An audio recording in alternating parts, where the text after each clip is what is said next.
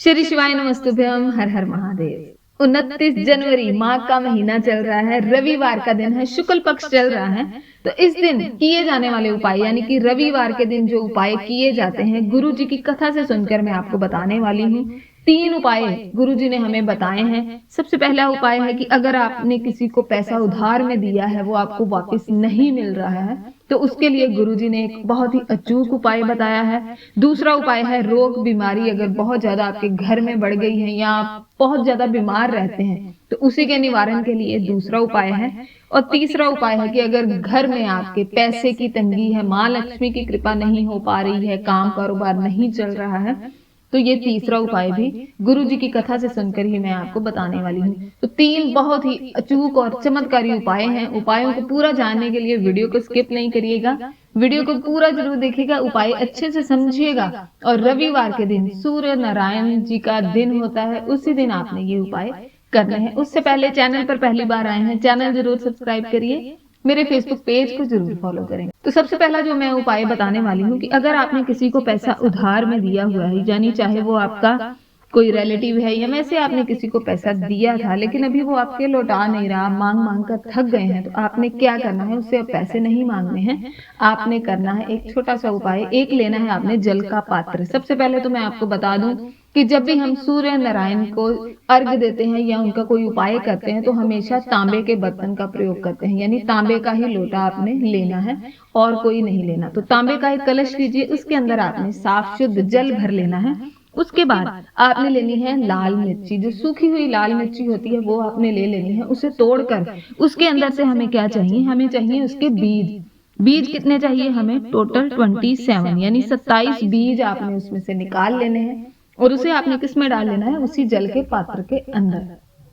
जल के पात्र के अंदर 27 लाल मिर्ची के दाने डालकर आपने क्या करना है, जब भी सुबह नहा धोकर आपने जब सूर्य नारायण जो है वो दर्शन देते हैं, ये नहीं है कि 9 या 10 बजे, जब प्रातः काल के दर्शन होते हैं उस समय आपने जो है जिस व्यक्ति से आपने पैसे लेने हैं उस व्यक्ति का नाम लेते हुए और सूर्य नारायण भगवान से प्रार्थना करते हुए आपने ये जो अर्घ है ये सूर्य भगवान को दे देना है।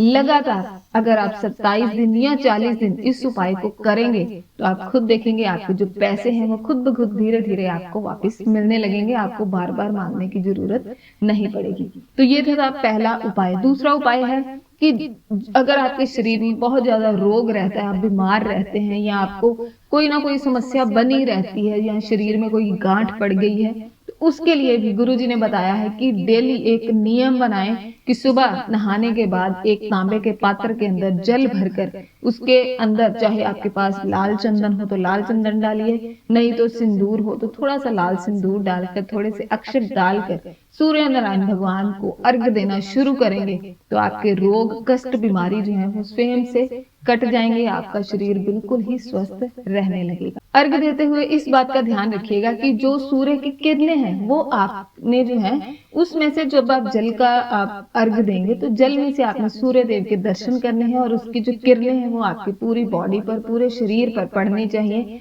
जिससे जो है आपके शरीर के जो रोग हैं कष्ट हैं वो कट जाते हैं। तीसरा उपाय जो मैं बताने वाली हूँ कि अगर घर में आपकी गरीबी है, पैसे की कमी है, बहुत ज्यादा आप परेशान हैं, तो आपने क्या करना है, रविवार के दिन नहाने के बाद एक तांबे के लोटे में जल भरना है, साफ जल। उसका आपने सबसे पहले तो सूर्य नारायण भगवान को अर्घ देना है, माँ लक्ष्मी के लिए प्रार्थना करनी है, सूर्य नारायण से प्रार्थना करनी है कि आपके घर की गरीबी दूर हो, आपका काम कारोबार चले।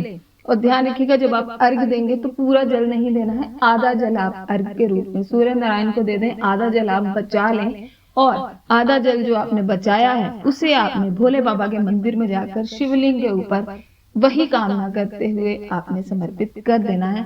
ऐसा आप हर रविवार को इस उपाय को जब करना शुरू करेंगे तो आपके ऊपर माँ लक्ष्मी की कृपा भी होने लगेगी, सूर्य नारायण भगवान की कृपा भी आपके ऊपर होने लगेगी और भोलेनाथ का आशीर्वाद सदैव आपके ऊपर बना रहेगा। तो ये 3 उपाय हैं, गुरुजी की कथा से सुनकर मैंने आपको समझाए हैं, सरल से उपाय हैं। रविवार के रविवार इन उपायों को करना शुरू करें और इनका लाभ हासिल करें। मन में कोई प्रश्न हो, कुछ पूछना हो, कमेंट बॉक्स में कमेंट अवश्य किया करें। श्री शिवाय नमस्तुभ्यम, हर हर महादेव।